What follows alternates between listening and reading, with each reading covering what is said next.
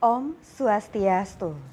Pemirsa Bali TV berjumpa kembali bersama saya Madenian Anggara dalam Harmoni Bali. Ngobrol-ngobrol kesehatan bersama pakarnya. Pada kesempatan kali ini episode kita sangat menarik, yaitu dengan topik obesitas dan kesehatan mental. Wah, ini menarik nih ya, karena berbicara tentang obesitas dan tentunya apa sih hubungannya dengan kesehatan mental.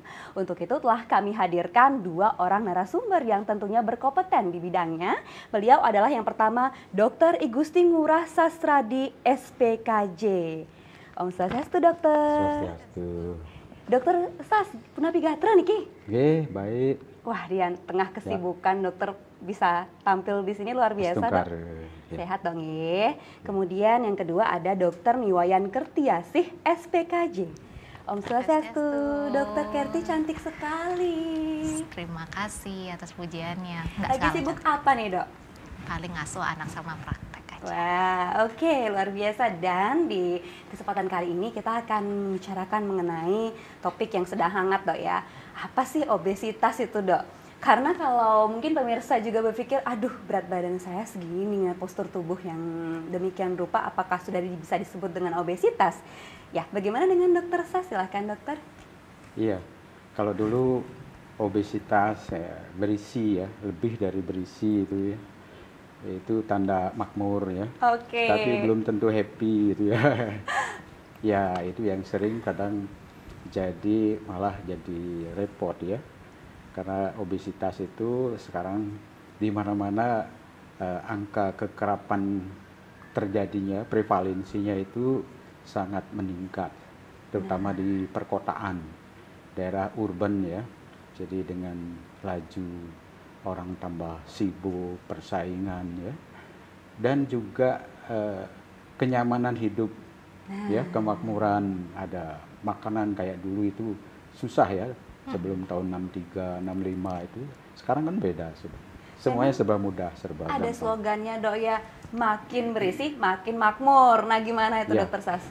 Nah, masalahnya di situ, karena obesitas itu sebenarnya kan penumpukan lemak ya, yang tidak sehat, yang justru ini sudah dibahas oleh dokter-dokter yang bekerja di bidang medik ya, itu bertetangga obesitas itu dengan penyakit kolesterol, kencing manis ya, ada penyakit-penyakit yang sindrom metabolik, kemudian keluarganya itu hipertensi ya, lanjutannya itu ya saudara jauhnya mungkin jadi stroke ya.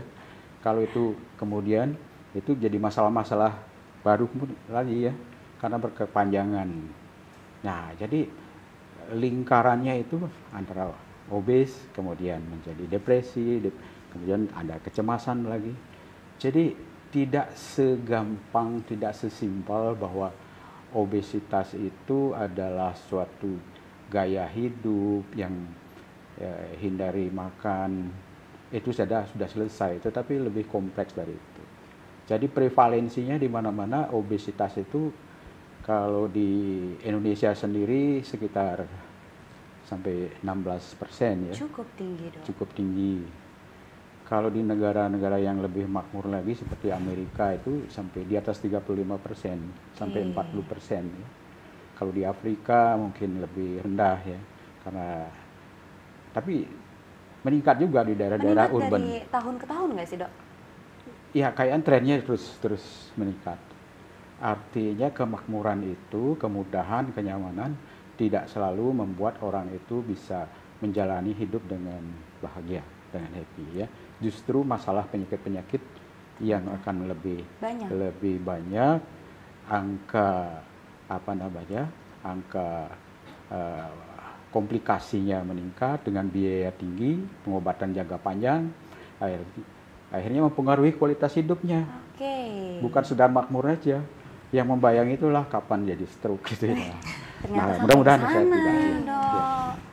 Oke, dan Dokter Kerti ini memang menarik ya. Obes dan kecemasan. Saya juga cemas nih, Dok ya. Kayak abis makan, nimbang dulu dah dikit nih. Aduh, naik nih, udah mulai cemas. Nah, itu gimana, Dok, sebenarnya hubungannya? Kalau kita lihat untuk menilai obesitas seperti apa yang dikatakan oleh Dokter Sastradi itu kan secara objektif bisa dengan menilai indeks massa tubuh ya. Jadi gimana itu Dok caranya? Oke, jadi berat badan dengan tinggi badan itu kita bandingkan gitu. Nah, kalau misalkan range normal kan antara 18,5 sampai 23. Di atas itu mungkin kita sebut agak berisi atau overweight. Di atas itu baru kita sebut obesitas. Jadi ketika kita lihat secara objektif di angka timbangan naik, oh masih rentang yang normal ya berarti masih normal. Tapi ketika kecemasan itu manusiawi ada.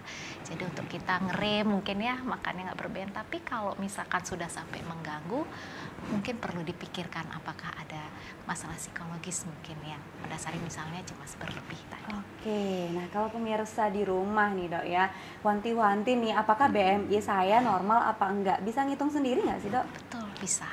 Jadi bisa dicek aja Body Mass Index BMI gitu, di search di Google gitu kan ada ya. aplikasinya ya, ada. Oh, mudah sekali ternyata Dokter. Betul. Oke, ini berbincang lagi Dok ya, pengalaman pemirsa nih mungkin di rumah. Ada yang nggak makan-makan, istilahnya makan angin aja udah naik berat badannya. Yang banyak makan justru nggak naik berat badannya Dok. Nah itu gimana Dok? Ya itu mitos itu. Mitos, Dok, minum bukan aja, fakta ya? minum air aja. Kok saya cuma minum aja gitu. Tapi kok berat badan meningkat.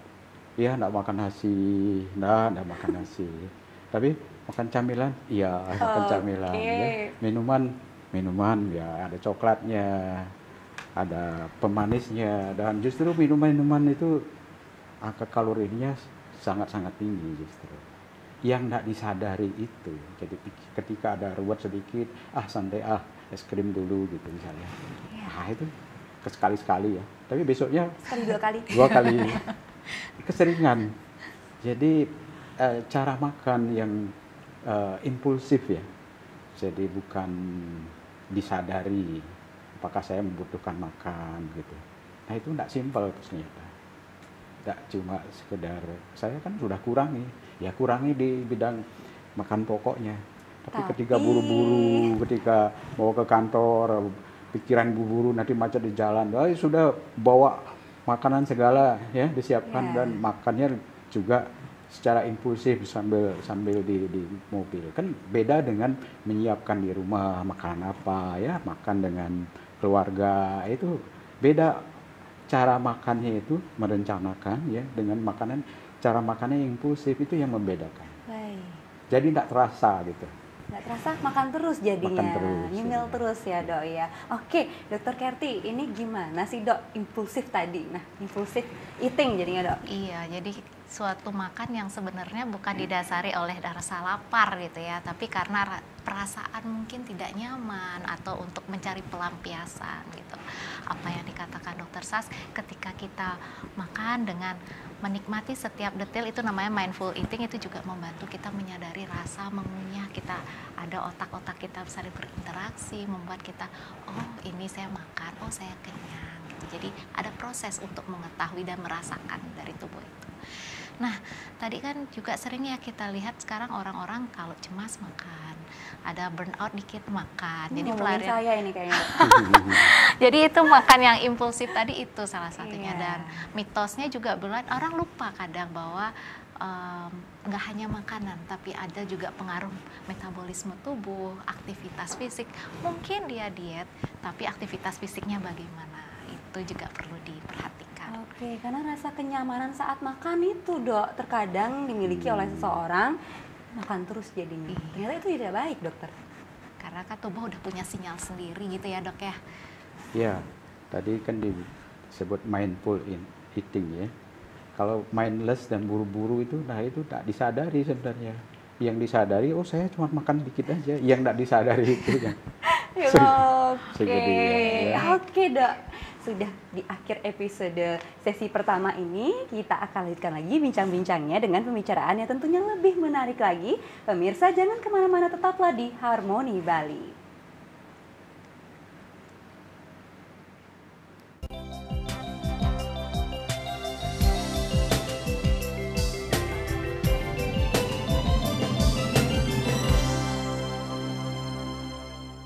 pemirsa Bali TV, Anda masih di program Harmoni Bali dengan topik obesitas dan kesehatan mental bersama narasumber Dr. Sastradi SPKJ dan juga Dr. Kertiasih SPKJ. Oke dokter, kita lanjutkan lagi ya dok ya pembicaraan yang tadi. Dok, comfort eating dok. Merasa nyaman saat makan. Wah, ini menarik nih karena memang ada spekulasi mungkin ya dari pemirsa juga. Aduh, kalau lagi stres nih enaknya makan, mau makan apa ya? Aduh, pesen nih, pesen delivery. Nah, itu bagaimana, Dok? Sebenarnya itu manusiawi dan naluriah karena ketika kita merasakan ketidaknyamanan, tubuh berusaha untuk mencari titik keseimbangan untuk nyaman. Nah, itu juga regulasi di otak ya.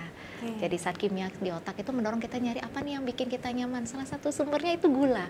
Jadi nggak sadar tuh kita nyemil coklat, kita nyemil sesuatu yang manis-manis. Betul. Setelah itu kita nyemil kok rasanya enak karena otak kita dibuat jadi lebih rileks dengan tadi gitu. Tapi betul, dan kita perlu menyadarinya di sana sekarang. Untuk menyadari apa sih yang membuat saya tidak nyamannya. Mungkin begitu. Oke, bagaimana cara menyadari apa sih yang membuat tidak nyamannya? Sekarang dokter Sas nih berbagi. Iya, biasanya orang dalam keadaan stres itu, kalau itu mendadak stresnya, itu reaksinya kan hadapi atau lari, fight or flight gitu ya. Kita masih mewarisi genetik dari otak yang sebelum manusia, evolusi sebelumnya mamalia itu fight or flight. Tetapi cara kita menghadapi sekarang dalam keadaan kita merasa tidak nyaman, terancam, kadang-kadang masih pilihannya adalah itu, hadapi. Kalau misalnya dia tidak mengalami depresi, dia masih berpikirnya mengambil keputusan ya, bisa fokus dengan solusinya, dia akan berusaha untuk program diet. Jadi solusinya yang lebih jelas ya, makan yang diatur, geraknya juga lebih ya. Tetapi ketika dia melarikan diri dari kenyataan, tidak menghadapi masalah itu, nah itu sebenarnya tidak ujug-ujug terjadi pada saat ini. Itu sudah sejak masa kecil. Malahan dalam 9 bulan dalam kandungan sudah anak itu dia akan bereaksi rewel, ada yang lebih kalem, lebih tenang. Kemudian bagaimana orang tua mengasuhnya, nah di situ. Jadi kalau dibiasakan sejak kecil sudah memberikan reward lebih cepat ya, tidak menunda. Misalnya menyusui aja misalnya, menyusui begitu orang tua dengan kecemasannya sendiri, lalu tidak membedakan anak itu karena popoknya basah atau karena dia nyeri, kesakitan ya, atau karena dia lapar. Itu kan diajari. Jadi diajari dengan begitu. Menunda, tidak memberikan secara langsung apa yang diinginkan dan apa yang dibutuhkan, itu sudah seharusnya lebih awal lagi. Kemudian masa-masa kecil, misalnya ketika orang tua capek, dalam keadaan moodnya tidak enak, terus anaknya rewel misalnya, pokoknya sekedar dikasih yang gampang aja, yang tidak menangis gitu. Nah itu menambah. Misalkan dok. Makan di depan HP, tidak fokus. Kemampuan menyimak itu sudah rendah sekali. Sekarang memang tantangannya di mana-mana ya. HP itu sekedar untuk pelarian aja supaya anak tidak. Daripada lapar, daripada dia tidak makan. Siapa sih? Ketika anak lapar dia akan tahu, tetapi cepat sekali orang tua menyelesaikan masalah tanpa mengajari anak itu mandiri, bisa makan sendiri, tahu membedakan lapar atau tidak. Dia lapar karena mata atau lapar karena perut, itu kan beda ya. Tapi orang tua jalan pintas. Nah ini sudah cara-cara yang akan terus berlanjut. Biar diem gitu deh ya. Kemudian sedikit, apalagi kalau neneknya misalnya suka masak ya, kasih dibiasakan. Ketika anak itu rewel, dia makan. Ketika anak itu demam, sakit, diajak makan es krim ya. Jadi ketika tegang atau ada masalah, anak itu sudah makan manis. Dan otak seperti tadi ya, ada mekanisme reward di situ. Ketika dalam keadaan stres, makanan yang berkalori tinggi, makanan yang berlemak itu menurunkan rasa tegang, rasa cemasnya. Nah itu kan kayak lingkaran yang tidak habis-habisnya. Jadi kebiasaan ini tanpa disengaja orang yang disadari bahwa saya hanya minum air aja, makan sedikit, tapi pola impulsifnya ini udah berlanjut ketika menghadapi tantangan apapun larinya ke makan. Itu. Jadi sebenarnya kemampuan menunda reward yang segera itu perlu. Jadi tunda sedikit, sebentar atau ngantri misalnya, itu bagian dari melatih anak itu rasa sabar ya Dok. Ya, melatih selain kemandiriannya menunda reward yang segera, tetapi mendapatkan reward yang lama nanti tetapi hasilnya sehat, kan beda itu ya. Jadi mata yang lapar atau perut yang lapar, ini sebenarnya kesalahan orang tua lebih banyak juga ya, anak jadi korban ya. Ini Dokter Kety senyum-senyum nih sebagai orang tua yang masih punya baby nih Dok. Gimana pengalaman dokter?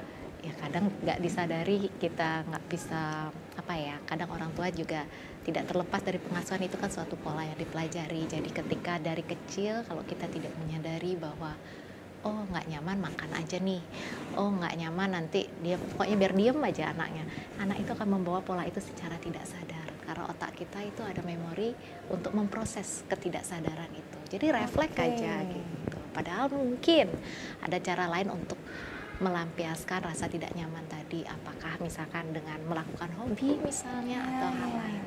Dan seringkali ini seperti lingkaran, ketidaknyaman dia jadi gemuk, kemudian dia dibully atau bagaimana oleh tekanan sosial, down lagi, memperberat lagi mentalnya. Jadi terus berputar, nggak terputus. Dan mirisnya justru obesitas sekarang terjadi banyak pada anak-anak Dok. Iya, obesitas dan gangguan mental itu terutama selain cemas, depresi itu signifikan kaitannya. Jadi ada gangguan depresi, pada gangguan depresi itu ada 30% kira-kira akan mengalami obesitas. Tinggi Dok. Ya. Lalu pada orang yang obes sendiri 20-30% akan mengalami depresi. Atau menjadi prediksi juga orang yang obes itu dalam waktu beberapa lama itu secara signifikan ada yang sekian persen itu akan mengalami depresi.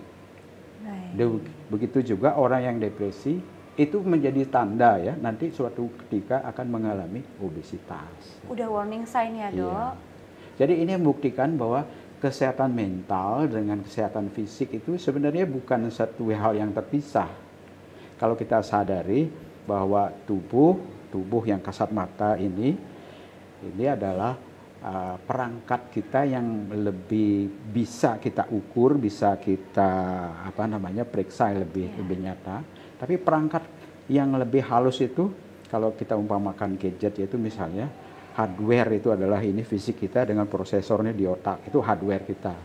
Tapi pikiran, perasaan itu bagaimana kita mengelola emosi kita sejak kecil sampai dengan yang sekarang ini, itulah perangkat kita untuk mengelola bagaimana kita menghadapi menjalani hidup ini, tidak sekedar survive saja, tetapi kita bagaimana kita bermanfaat untuk diri kita sendiri, bisa mandiri, bermanfaat untuk orang lain dan bisa happy, bahagia ya. Tidak sesederhana itu. Jadi ketika kita tidak menyadari dua-dua ini, software pikiran, perasaan kita makan dengan impulsif, menyelesaikan masalah ke makan misalnya. Itu sudah satu masalah yang akan blunder dia. Dan ini menjadi masalah masyarakat di mana-mana, sehingga ini perlu awareness ya, perlu karena memerlukan biaya secara individual ya, citra diri kemudian itu kalau dia menjadi penyakit yang sudah dampak nyatanya ya. Kalau orang genetik misalnya kencing manis itu mungkin persentasenya lebih kecil, tetapi sekarang kencing manis ya diabetes mellitus tipe 2 itu yang menduduki ranking yang tinggi di mana-mana. Nah itu dengan ikutannya. Ya. Nah ini semuanya nanti akan berbiaya tinggi secara individual, keluarga, juga masyarakat. BPJS membayarnya lebih tinggi. Kalau tidak warning ini. Efeknya kemana-mana Dok. Ya. Memang kalau kita berbicara tentang fisik tadi Dok ya, kesehatan fisik, ini menjadi tekanan justru Dok ya dari lingkungan. Nah lingkungan seringkali menuntut postur tubuh yang ideal, yang langsing. Jadi sedikit-sedikit timbang nih berat badan nih gitu ya. Gimana Dokter Kerti? Kalau misalkan kita lihat tubuh yang sehat memang sebaiknya berat badan ideal, tapi tujuannya adalah badan yang sehat, bukan untuk pressure dari lingkungan. Dan kalau ideal bukan menimbang yang secara impulsif, yang setiap hari juga mungkin seminggu sekali atau 2 kali itu masih sehat. Tapi kalau nimbangnya berkali-kali, mungkin ada hal lain yang perlu kita waspadai gitu. Oke, dan sejauh ini Dok, apa saja sih gangguan mental pada pasien-pasien obesitas Dok? Yang paling banyak itu mungkin selain binge eating ya, makan yang banyak meskipun dia sudah merasa kenyang, ada yang bulimia yang lumayan sering kan. Bulimia itu seperti apa Dok? Jadi ketika makan banyak kemudian dimuntahkan dengan harapan apa yang dia makan itu tidak membuat dia gemuk lagi. Ini biasanya cenderung pada orang yang bukan obes ya, agak berat badannya ideal atau agak lebih sedikit gitu. Kalau depresi termasuk tentunya Dok? Kalau depresi mungkin adalah salah satu pencetus, karena misalnya nih, kok aku kurang cantik nih karena agak lebih berisi gitu ya, padahal dia sudah cantik dengan naturalnya seperti itu. Oke, biar lebih cantik aku harus kurus. Depresi dan bagaimana tekanan itu membuat dia melakukan perilaku-perilaku yang barangkali justru memperburuk kesehatan fisik dan mentalnya. Oke, kan kalau dari Dokter Sas nih bagaimana Dok? Obes dan gangguan mental seperti apa selama ini pasien dokter tangani? Iya, yang jelas depresi itu bukan orang yang kelihatannya murung ya, orang semuanya akan melihat mukanya gini ya, kemudian dia nangis saja. Banyak sekali bentuk depresi itu ya. Oke, Salah satunya tunggu dulu yang satu ini setelah pesan-pesan yang berikut ini Dokter. Pemirsa Bali TV jangan kemana-mana, tetaplah di Harmoni Bali.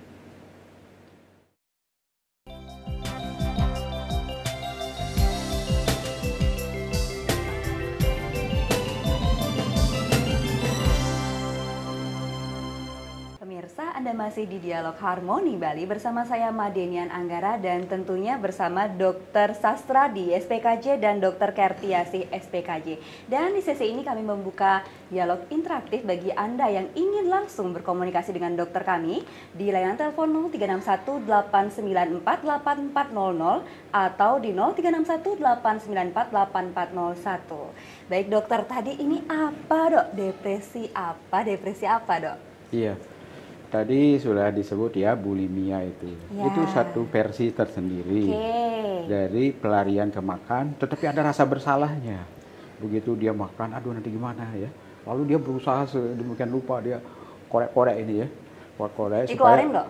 Iya, supaya muntah. Jadi rasa bersalahnya menyebabkan dia harus keluarkan.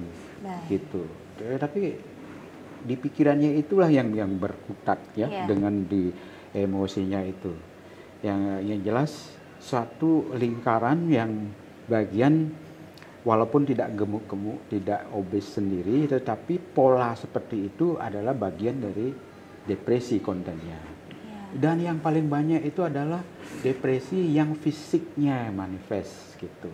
Itu seperti apa Dok? Nah ini penyakit dislipidemi ya, kencing manis ya, disregulasi itu bagian dari manifestasi depresi. Tampilannya bukan sedih kayak gitu ya. Taruhlah depresi secara menurut DSM-5 Diagnostic Statistical Manual Disorder itu. Oke, dokter sudah ada penelpon ini. Ya. Halo, Om Swastiastu. Dengan siapa? Om Swastiastu. Selamat sore Bapak Dokter dan Ibu Dokter. Selamat sore. Nama saya Tode dari Klungkung. Nggih, punapi Bapak Tode? Umur saya 76 tahun. Dengan tinggi badan 172 cm. Dengan berat badan 74 kilogram. Ya. Nah, apakah orang seumur saya dengan tinggi yang segitu dan dengan berat badan yang 74 kilo, apakah sudah termasuk obesitas? Bagaimana caranya untuk menghindari agar jangan kena obesitas? Baik. Demikian pertanyaan saya, semoga ada solusinya. Terima kasih. Terima kasih Pak Tut Dedi Klungkung. Baik, Bapak Ibu dokter, ya udah disebutkan tadi nih tinggi dan berat badannya, tinggi 174 dan berat badan 76. Apakah termasuk obesitas? Kemudian bagaimana cara menghindari obesitas tersebut? Kalau kita lihat dari hitung-hitungan kasar ya, kalau 170 berarti tinggi badan dikurangi berat badan 70-an masih ring 100 masih oke, masih ideal, masih normal. Itu selain BMI tadi. Kemudian kalau kita lihat bagaimana caranya yang mempengaruhi berat badan kan asupannya dan keluarnya. Asupannya sekarang apakah pola makannya sehat? Kadang orang mikir aku makannya dikit kok keripik aja, tapi ternyata satu mangkok keripik setara 3 mangkok nasi. Itu orang lupa kadang gitu ya. Padahal kelihatannya kecil, bukan volume yang kita lihat tapi kandungan kalorinya. Jadi apa yang masuk dan keluarnya entah dengan cara olahraga kah ataukah dengan cara aktivitas fisik. Dan juga perlu di sana di manage adalah juga hormon stres kita gitu. Mungkin gitu ya dok. Oke, Dokter Sas mungkin ingin menambahkan pernyataan Dokter Kerti? Iya, orang yang tidak bisa orang dari luar itu tidak bisa ngelihat tampilan luarnya aja. Tapi kalau stres itu suatu saat menyebabkan kerja otak itu sudah berubah, yang akan menyebabkan gejala-gejala fisik justru ya. Dari labnya itu nanti sudah ada gula darahnya meningkat gitu ya. Karena itu kaitannya yang tadi saya sebut tetangganya itu ya, kolesterolnya juga meningkat, banyak ya, Dok, ya. Kemudian ikutani hipertensi. Nah ini yang perlu diwaspadai, terutama yang umur di atas 50 tahun ini warning gitu. Jangan sampai mengalami obesitas, jangan mengalami depresi. Ya, dua-dua itu salah satunya. Kalau sedih kelihatan dari luar kan gampang ya. Orang gampang nangis, itu gampang, nggak perlu psikiater, kadang-kadang bisa. Tapi orang akan menunjukkan keluar itu kayaknya happy-happy aja, tetapi di dalam itu bergejolak ya. Dipendam ya. Cara mempersepsikan masalahnya itu, kemudian otak itu menerjemahkannya tadi, sehingga dari situ ada tadi respon yang namanya jembatan dari pikiran perasaan itu ke fisik, itu ada 3 jembatannya itu yang menghubungkan ya, hormonal, kemudian sistem saraf otonom, saraf pusat, terutama saraf simpatisnya, kemudian sistem imunnya. Nah ini yang menerjemahkan sehingga terjadi gangguan-gangguan fisik seperti tadi itu, kencing manis ya, tetangga-tetangganya tadi ya, gangguan lipid ya, tetangga dan keluarga dekatnya itu nanti. Manifestasinya fisik jadinya, itu tanda-tanda depresi yang fisik gitu. Ini yang sering orang tidak bisa. Jadi Pak Tut tadi masih aman ya dok ya? Kalau tadi ukuran tadi ya masih aman. Terutama kalau Pak Tut itu senang setiap harinya jalan pagi 30 menit ya, dan menikmati view-nya, halo gitu dengan teman-teman ya. Menikmati gerakan 30 menit itu sudah membakar kalori cukup bagus, dan dia bisa menjalani yang stres itu diubah menjadi eustress. Stres itu sebenarnya normal ya, netral ya. Tapi bagaimana orang itu mencari solusinya, akhirnya dia tidak menikmati perubahan atau adaptasi apa, dia menjadi distress. Nah, distress ini yang tidak sehat itu diceribahkan oleh otak menjadi manifestasinya bisa ke fisik, bisa ke mental depresi ya. Tetapi dua-dua itu tinggal bolak-balik begitu aja sebenarnya ya. Dan Dok Kerti, misalkan nih pemirsa sudah ada warning sign, tanda-tanda tadi yang Dokter Sas jelaskan, apa yang harus dilakukan dokter? Bisa dengan mencari informasi dengan Vaskes, fasilitas kesehatan terdekat, nanti di sana berkonsultasi, mungkin dari tingkat pertama ya ada puskesmas, ada dokter umum, atau ada tenaga kesehatan lain, untuk apakah bila memang dirasakan perlu untuk ditindaklanjuti lebih lanjut ke dokter psikiater, mungkin begitu. Tapi sering seringkali paradigma mungkin dok ya di masyarakat, aduh saya mau ke psikiater kok malahan malu, takut dicap, takut kutip gila dok. Benar Ya demikian? itu dulu. Sekarang sudah banyak sekali. Ya konsultasi itu justru dari teman-teman dari dokter penyakit dalam, dari dokter jantung itu justru lebih gencar lagi. Karena ujung-ujungnya nanti kasihan berbiaya tinggi bagi masyarakat. Yang diobati misalnya hanya keluhan tadinya mahnya yang kambuh terus-menerus ya, migrainnya misalnya, atau nyeri kronis ya. Nyeri kronis ya berupa rematik artritis yang begitu. Itu ikutannya saja semua itu. Berawal Ya. dari stres ya dok sebenarnya. Lingkaran itu tadi. mempengaruhi gitu kan. Kadang ada ya, saya kok sudah puasa, udah olahraga, gula saya tetap nggak terkontrol, ada faktor lain yang dia lupakan. Bagaimana manajemen stres itu juga Oke, manajemen stres seperti apa nih dok? Mungkin bisa dikasih kisi-kisinya. seperti yang dokter Sastradis katakan, kadang pada usia yang tadi itu sudah lanjut ya, sebelumnya mungkin beliau memiliki posisi atau pekerjaan tertentu, sekarang hilang rasanya atau pensiun, mungkin perasaan citra diri itu juga kadang Post power syndrome ya dok. kadang ikut terpengaruhi. Untuk menemukan ini kembali, apakah dengan cara misalkan masih bertemu dengan teman-teman atau mungkin melakukan hobi yang disukai kayak tadi, misalkan jalan santai sambil bernyanyi pagi, itu it's okay. Oke, kalau memang pemirsa mungkin di rumah yang sudah menghitung BMI ini dok ya tadi ya, dan melihat memang hasilnya memiliki BMI yang tinggi melampaui normal dan obes, bagaimana caranya untuk pelan-pelan mengatur agar tidak sampai depresi dok? Diniatkan dulu tujuannya bahwa untuk kita sehat ini, karena kan harapannya untuk ke fisiknya terlebih dahulu. Ketika itu terforce karena terpaksa, mental kita justru merasa beban gitu ya, itu nggak hanya fisik ya, jadinya ada apa ya, rasa beban. Jadi psikologis kita juga akan mempengaruhi. Ketika rasanya beban, itu akan lebih sulit untuk digapai dibandingkan ya sudah let it flow dengan mengalir saja gitu. Dari kasus yang dokter tangani, mungkin pasien obesitas bisa turun BMI-nya dengan manajemen stres sejauh ini dok? Ya, kita ajak untuk secara real untuk menghadapi setiap kondisi yang menyebabkan dia tertekan, menyebabkan dia akan larinya itu ngemil misalnya ya.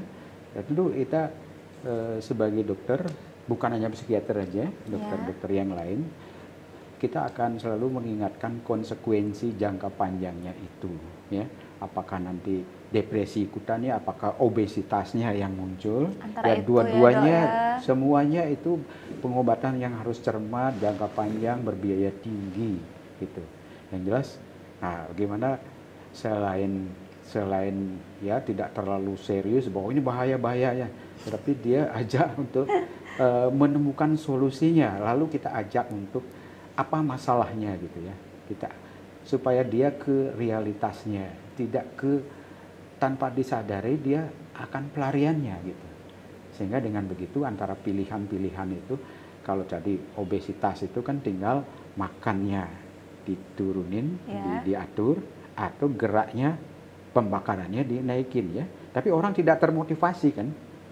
Kalau dia enaknya aja dulu, tapi tidak menyadari jangka panjangnya dan jangka 2 minggu, sebulan, 3 bulan, akhirnya kok saya kegemukan, akhirnya dia sedih lagi. Ya, dok, ya.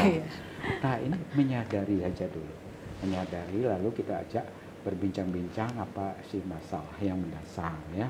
Nah tentu untuk hal ini memang wawancara dari psikiater itu tidak mencecar seperti polisi menanyakan kenapa masalah gimana, malah kalau dicari masalahnya dia akan menyembunyikan masalahnya. Saya tidak ada masalah kok.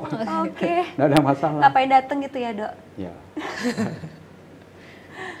Pendekatannya berbeda.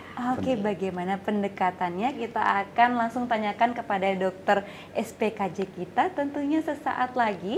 Pemirsa Bali TV, tetaplah di Harmoni Bali.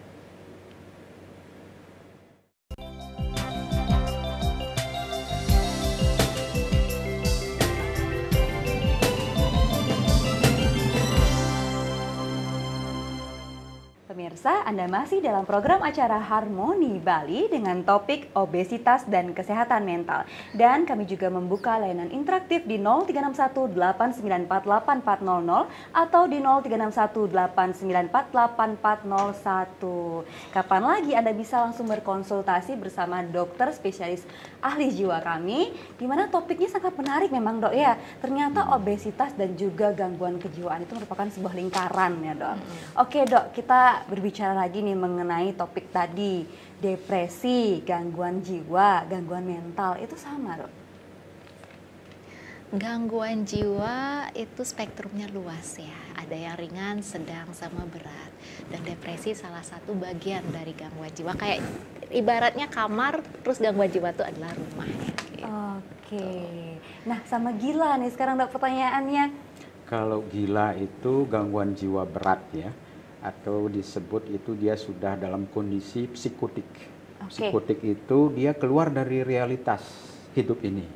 Kita udah bisa membedakan mana yang nyata, mana yang enggak ya.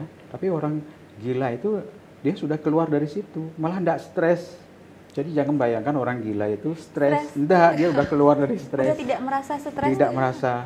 Kalau yang berat misalnya schizophrenia, itu angkanya kecil. 1% dari 100 dari populasi kumpulan 100 orang, satu aja yang berat begitu. Tapi yang stres ini yang banyak gitu. 60 sampai 70%. Kita ini, Dok. Iya, dalam manifestasi fisiknya atau mentalnya yang lebih menonjol, dominan ya. Yang lebih banyak fisiknya. Justru yang datang itu ke dokter umum, fase 1, dokter jantung, ya emahnya lah, migrain ya, dismenore sampai misalnya juga gangguan impotensi, misalnya gangguan kesuburan ya. 3 tahun, 5 tahun enggak punya anak ya. Ternyata gangguannya apa? Nggak cocok sama mertua, nggak cocok sama ipar, masalah dibully atau gimana. Itu jadi infertil itu juga bagian dari stres tadi. Kalau spektrumnya tadi luas itu, ya luas sekali. Jadi luas awal sekali. mula penyakit itu sebenarnya bisa dari stres, Dok? Iya. Kalau tadi saya bilang kan itu software dan hardware ya. Tinggal di softwarenya sekarang yang lebih menonjol apa di hardwarenya. Kalau ke hardwarenya, nah lebih manifest dia di fisiknya gitu. Tetapi orang kalau tampilan fisik itu bisa disembunyikan gitu. Disembunyikan. Orang bisa tampil happy, ceria, serba banyak kegiatan, tetapi yang dirasakan oleh yang bersangkutan sendiri apa benar itu menjalani hidup itu dengan happy? Belum tentu. Jadi orang menjalani stres itu bisa dengan distress karena terbebani dengan kondisinya itu, dia tidak menikmati, tapi dia pelarian atau ke jalan pintas yang lain, misalnya penggunaan zat, merokok, minum alkohol, ke kafe misalnya, ya, dengan impulsif cara eating tadi juga salah satunya, ke Dok. makanan juga. Tetapi kalau yang menjalani dengan happy, dengan bahwa stres itu bagian tantangan untuk dia meningkatkan kualifikasi dirinya itu, dia menjadi eustress, dia menikmati stres itu bagian dari tantangan hidup untuk meningkatkan kualitas hidupnya. Orang bisa menjalani misalnya di pantai yang ombaknya bergelora begitu ya, ada yang ngeri lihat ombak, tapi dia menikmati. Hidup itu seperti itu juga. Orang bisa menjalani, menikmati, menari di atas tantangan, itu eustress namanya. Jadi stres itu suatu yang normal, yang bukan suatu yang dihindari, tergantung bagaimana orang mempersepsikan, bagaimana meregulasi emosinya, dan bagaimana perilakunya. Ini bisa dikendalikan. Cara kita merespon hidup itu bisa dikendalikan. Tetapi situasi hidup ini tidak 100% kita bisa kendalikan. Itu yang menyebabkan stres tadi. Resesi dunia sekarang, ya, keadaan perang misalnya, atau keadaan harga BBM naik, ada COVID, jadi itu tidak bisa kita kendalikan. Orang membuli kita, itu tidak bisa kita kendalikan. Mau orang itu mau dia berterima kasih, bilang senyum kepada kita, atau orang itu dia mencemooh kita, tidak respect, orang lain tidak bisa kita kendalikan. Tetapi cara berpikir, cara pandang kita, ya, cara merespon emosi kita dan bagaimana perilaku kita, itu 100% kita bisa atur. Inilah gunanya kita ya punya apa namanya, ada hubungan sosial, hubungan personal untuk saling memperkuat diri ya. Yang jelas bagaimana secara intern sejak kecil kesehatan mental dalam kandungan itu sangat penting. Kemudian pola asuh sejak kecil ya, melatih itu anak menjadi yang mandiri, anak yang bisa meregulasi emosinya, menjadi kematangan emosi, itu sangat penting. Kemudian motivasi diri ya, tidak motivasinya dari diberikan aja sesuatu supaya anak itu punya rankingnya tinggi. Justru ya, Dok, ya? Belakangan dia rapuh jadinya. Jadi bagaimana dia memotivasi, memang dia mempunyai idola, cita-cita, misalnya anak itu mandiri, kemudian regulasi emosinya, latihlah dia anak itu banyak membaca, ya, banyak kemampuan menyimak. Kemampuan menyimak itu bukan kayak sekarang ada HP, ada TV, ada ini, kemampuannya pindah atensinya itu tidak menyimak masalahnya itu secara kritis ya. Nah ini banyak hal sebenarnya PR bagi keluarga untuk mengasuh anaknya itu dengan cara yang sehat atau memberikan anak itu menjadi tidak mampu meregulasi emosinya. Anak itu jadi apa yang diinginkan segera terpenuhi. Kalau tidak terpenuhi, entah dia anak-anak, remaja nanti sampai dewasa akan dia larinya adalah ke distress terus ya. Tidak dibekali ketahanan mental ya. Resiliensinya itu menjadi kurang lentur adaptasinya. Nah itu yang membedakan orang itu menjalani dengan distress atau menjalani eustress. Nah itu bedanya. Menarik tadi dokter, ternyata masih bisa kita prediksi mulai dari dalam kandungan stresor itu. Bagaimana manajemennya dokter? Manajemennya dengan mengenali perasaan yang muncul seperti yang dikatakan oleh Dokter Sastradi tadi. Menyadari bahwa pikiran apa yang muncul saat itu, menyadari perasaan apa yang muncul saat itu. Karena dengan kita menyadari perasaan dan pikiran yang muncul, kita bisa mengambil langkah untuk tindak lanjutnya. Misal ketika rasanya saya tidak nyaman nih, sedih gitu ya, ada mungkin suatu masalah percintaan gitu. Ketika kita menyadari itu, hal apa yang bisa saya lakukan? Saya merasa diri saya tidak berharga gitu, misalnya pola pikirnya. Saya harus makan gitu. Tapi dengan menyadari itu enggak dengan seperti itu. Dengan cara lain misalkan mengimprove diri. Dari sana kita bisa mengambil langkah selanjutnya. Kalau bisa dibilang kita melakukan aktivitas dan jadi nggak sempat mikir ke arah yang aneh-aneh ya dok ya, karena depresi seperti itu tadi. Dan ternyata juga itu merupakan lingkaran obesitas dan juga depresi atau gangguan daripada kejiwaan. Bagaimana sejauh ini di Bali dok, dokter melihat angka obesitas dan juga keterkaitannya dengan kejiwaan? Ya, di satu sisi memang kemudahan, kenyamanan itu semua hidup ini dijalani dengan serba instan ya. Dengan serba instan itu lebih gampang, itu justru membuat ketahanan kita tidak semuanya setangguh apa yang dijalani oleh orang-orang tua kita dulu. Dengan kesulitannya, dengan tantangan yang berbeda. Sekarang dengan serba mudah, kemudian masalahnya di Bali ini adalah sudah terbiasa populasi di dalam keluarga itu punya anak 1 atau 2. Punya 2 rasanya dia sudah tidak mau ya, kewalahan ya. Dokter berapa dok? Saya 3. Itu di luar ekspektasi. Tapi baru 3, tidak ada lagi tambahan. Nah, ini menyebabkan menjalani tantangan hidup ini dengan cara berbeda. Kekhawatiran orang tua yang punya anak 2 misalnya, anak 2, nanti gimana, yaitu dilayani dengan serba gampang, serba mudah, tapi bukan dilatih untuk menjadi lebih tangguh. Nah itu yang membedakan sudah.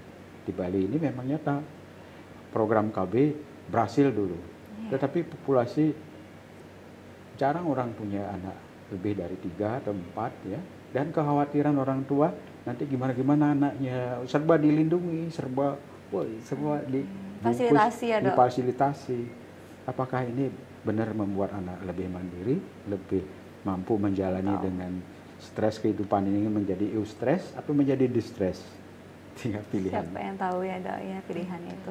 Oke, di menit terakhir nih dok, apa yang ingin disampaikan untuk pemirsa Bali TV di rumah mengenai manajemen stres dan juga untuk menghindari obesitas tersebut? Silakan dokter.